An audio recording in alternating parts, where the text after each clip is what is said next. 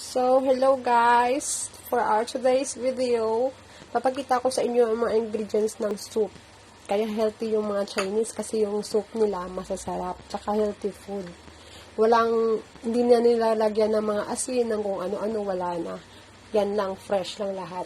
Ito, slice na apple, Indian coconut, pork bone, tsaka ito, moi. Ito yimay to tawag sa kanila. Carrots, at saka ito dry lungan to tawag, tsaka Chinese almond. Nagpakulo tayo ng tubig ngayon. Aantayin natin kumulo bago natin ilalagay itong mga ingredients natin. So, tingnan natin mamaya kung masarap yung soup nila. Kasi, pag nagluluto naman ako, binibigyan naman nila ako eh. Isang bowl din yung sa akin. Pero masarap naman. Matamis-tamis. Pero healthy. Yan yung sekreto ng mga Chinese dito. Tsaka, hindi sila gaanong gumagamit ng mga asin dito. Yun lang yung nilalagay nila. Yan lang mga yan.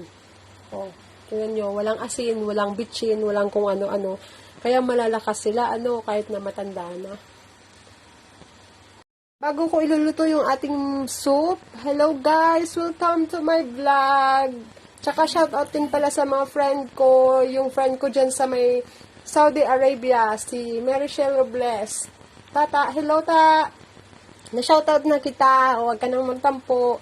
Tsaka yung mga friends ko dito sa Hong Kong, hello guys. Gisrel, sila Tata Marnel, Jenny, sila Mimi, Bibi, hello, see you on Sunday.